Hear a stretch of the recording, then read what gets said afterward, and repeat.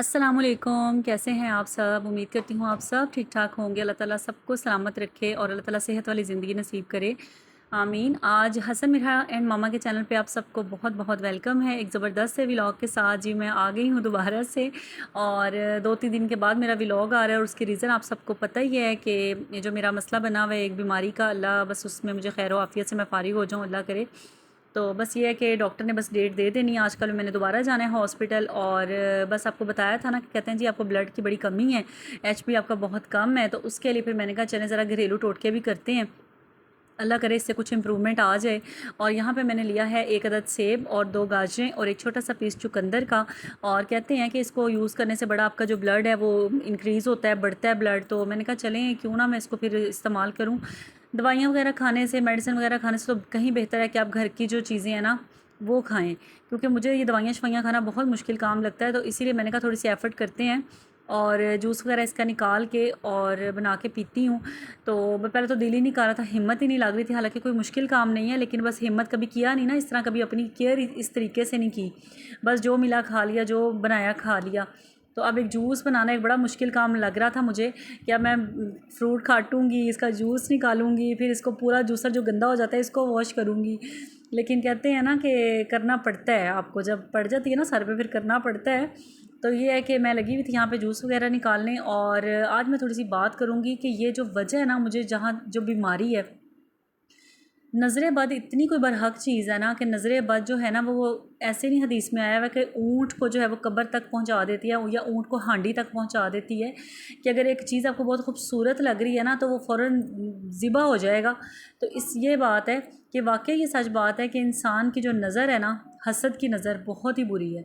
अल्लाह ताला जो है बस हम सबको बचा के रखे। लेकिन इस जिस कदर मुश्किल दौर है ना, इससे तो आपको, हालांकि नबियों ने हमारी यही कहा हुआ है कि अपनी आसाइशें, अपनी अपनी जो आपकी एक खुशियाँ हैं ना उसको आप छुपा के रखें, पोशीदा रखें।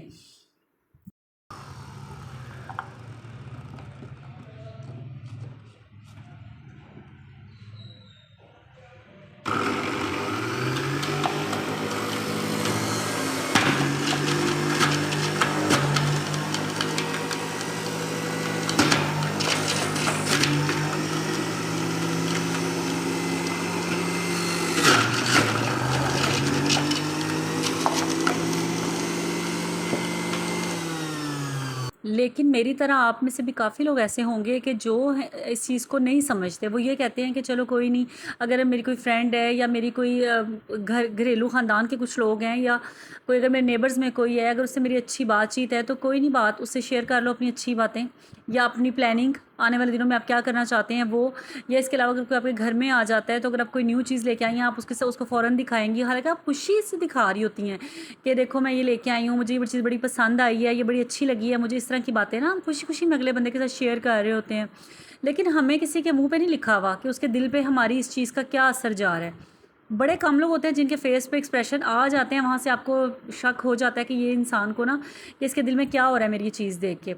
लेकिन ज़्यादातर लोग जो है ना वो बड़े माहिर होते हैं और वो शक्ल पे आपको ऐसा फेस बनाएंगे ना, वाह ज़बरदस्त, बहुत अच्छे, ये वो कहाँ से ली, ये वो इस तरह की चीज़ें।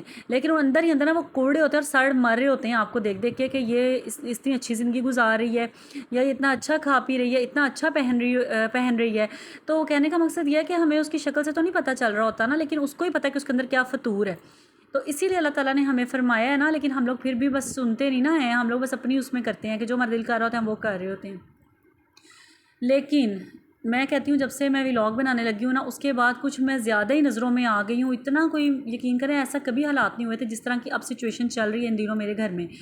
हालांकि मैं आपके सबके साथ शेयर भी किया था कि कितना बुरा वक्त देखने के बाद फिर मैंने सूरह वाक़िया को कंटिन्यूसली पढ़ना शुरू कर दिया मगरिब के बाद। अल्लाह ने मेरे लिए आसानियाँ मेरे लिए आसानियाँ हो गई काफ़ी। लेकिन एकदम से पता नहीं फिर से क्या हुआ है, हालांकि नमाज की पाबंदी सब कुछ वही मामला आते हैं, लेकिन मेरा दिल मुझे कहता है कि नज़र बद जो है ना ये मुझे लगी है, क्योंकि ये बरहक है, इससे हम इनकार नहीं कर सकते। तो ये है कि अपना आप हर चीज़ ना अपनी राज में रखें। मैं तो आप सबको यही मशवरा दूंगी और ख़ुद भी मैं अब इसी बात पे अमल कर रही हूँ कि मैं बड़ा सोच समझ के बोलती हूँ और बहुत सोच समझ के मैं अपनी बातें ना किसी से शेयर करती हूँ।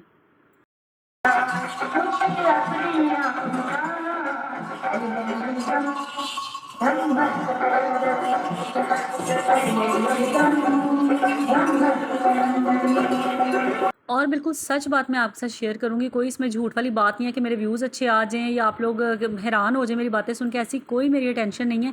बिल्कुल सच बात मैं आपसे शेयर करने लगी हूँ। आज से कोई 6 साल पहले की बात है, मिरा के पैदा होने से पहले की बात है कि हम लोग ना एक क्या कहते हैं उसको, सोसाइटी में शिफ्ट हुए। तो वहाँ पे ना मैं घर के बाहर झाड़ू वगैरह लगा के ना सारा रैंप वगैरह अपना वॉश कर रही थी। तो तब हम नए वहाँ पे शिफ्ट हुए थे, मेरा किसी के साथ इतना सलाम दुआ थी नहीं। तो मेरे घर के साथ जो है ना वो 3 बहनें और 2 भाई वो रहते थे, उनका अपना घर था। तो वो ऊपर से ना मुझे देख रहे होते थे, जब मैं झाड़ू लगा रही थी ना गली में, तो ऊपर से मुझे देख रही होती थी बहनें उसकी। फिर आहिस्ता आहिस्ता करते हेलो हाय होते होते, सलाम दुआ होते होते वो मेरे घर आने जाने लग गई। तो मुझे कहती हैं बाजी हम आपको देखते हैं ना, जब ऊपर से आप इस तरह गली में झाड़ू लगा रही थी, इतना हम हैरान होते हैं कि मिनटों में आप सारी सफाई करके चली जाती हैं, मिनटों में आप सफाई करके चली जाती हैं। यकीन करें उनकी पता नहीं क्या नीयत थी, उन्होंने खुशी से कहा, जिस तरह भी कहा, बस वो मज़द ऐसी उनके मुँह से निकली, मुझे लगी है ना कि मेरी अगले दिन ही मेरी कमर में इतनी शदीद दर्द निकली है कि मैं फिर 1 हफ़्ता चारपाई के ऊपर ही थी। तो ये नज़र फिर भी मैं नहीं समझी, फिर भी मैं अपनी हर बात हर किसी से शेयर कर लेती होती थी कि ये देखो ऐसा है वैसा है। अभी मेरी आदत वैसे यही बुरी आदत मेरी है, लेकिन मैं बड़ी कोशिश कर रही हूँ कि इसको मैं कंट्रोल करूँ और मैं हर चीज़ हर किसी से शेयर ना करूँ, क्योंकि किसी के दिल में आपके लिए नफ़रत है या क्या है ये आप इसका अंदाज़ा नहीं लगा सकते। आजकल लोगों के 2-2 चेहरे हैं, तो आप ये चीज़ में नहीं आपको पता चलता कि किसी के दिल में क्या है।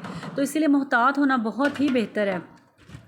उसके बाद जब मिरहा हुई, और मिरहा जब हुई है तब भी माशाल्लाह मैं सारे काम इस तरह जब मैं एक्सपेक्ट कर रही थी, उन दिनों में भी मैंने कोई हेल्प नहीं रखी हुई थी, घर में कोई हेल्पर नहीं रखी हुई थी, सारे काम मैं घर के खुद ही करती होती थी। तो तब मैंने ज़रा बाहर से भी थोड़ा साफ़ कर लेना, ऐसा शॉल वगैरह ऊपर लेके, तो सब कहते वाह।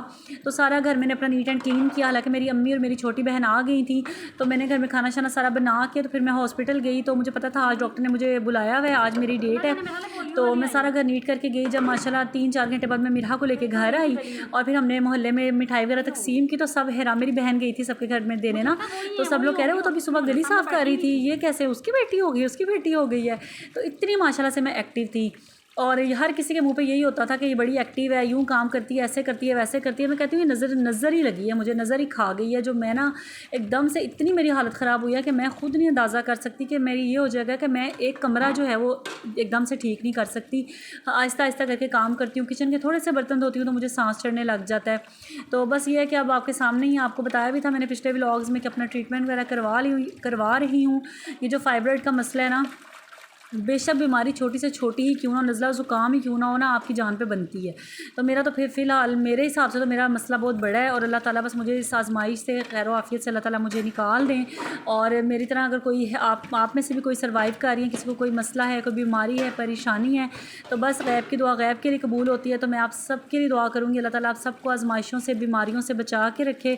मुझे भी अपनी दुआ में ऐसे ही याद रखेगा। और बस मैंने कहा छोटी सी आप लोगों के साथ ज़रा शेयर कर दूँ, और जो बहुत ज़रूरी बात है कि खुदारा अपनी जो भी ख्वाहिशात और खुशियाँ और अच्छी चीज़ें हैं ना, हत्ता कि अपने बच्चों की भी किसी के साथ शेयर ना करें। किसके दिल से आपके लिए क्या निकलता है, किसकी नज़रों में आप क्या हैं, ये आप नहीं अंदाज़ा कर सकते। लोग दिखते कुछ हैं और होते कुछ हैं। तो इसीलिए बेहतर है कि आप भी मुख्तसर रहें और मुखलिस रहें, लेकिन मुख्तसर रहें, और अपनी जो बातें हैं ना हर किसी से शेयर ना करें। माशाल्लाह से जी मिरहा की बर्थडे का मैंने आपको बताया था आने वाली है, लेकिन मैं शेयर नहीं कर सकी थी पिछले व्लॉग में, क्योंकि घर में मैंने सेलिब्रेट नहीं की थी, और आइंदा मैंने करनी भी नहीं है। बर्थडे का हमने बाइकआउट कर दिया है। लेकिन इस दफ़ा मिरहा ने बहुत ही ज़िद किया, मम्मा सिर्फ लास्ट टाइम। तो मैंने कहा चलो अच्छा। तो स्कूल में इसने ना अपने फ्रेंड्स के साथ सेलिब्रेट की थी। तो माशाल्लाह कह दीजिएगा, माशाल्लाह कितने प्यारे लग रहे हैं सब बच्चे। तो यह कि इसने स्कूल में सेलिब्रेट किया, और आइंदा से इंशाल्लाह हमने जो प्लान किया ना बर्थडे का, वो मैं आपके साथ ज़रूर शेयर करूँगी। जब मनाऊँगी ना, जब वो प्लान को उस पर अमल करूँगी ना, तो आपसे शेयर करूँगी। बड़ा ज़बरदस्त प्लान है और बड़ा अच्छा प्लान है, और इससे हमसे अल्लाह भी राज़ी होगा, और हमारी ज़िंदगी में भी सुकून आएगा कि हमने मिरहा की बर्थडे या हसन की बर्थडे किस तरह सेलिब्रेट करनी है। तो बस जिन्होंने अभी तक हसन मिरहा एंड मामा के चैनल को सब्सक्राइब नहीं किया हुआ और फर्स्ट टाइम मेरी वीडियो देख रहे हैं, तो फ़ौरन से चैनल को सब्सक्राइब ज़रूर कीजिएगा, वीडियो को लाइक कीजिएगा। मिलूँगी इंशाल्लाह मैं आपसे नेक्स्ट व्लॉग में। अपना ख्याल रखिएगा। अल्लाह हाफिज़।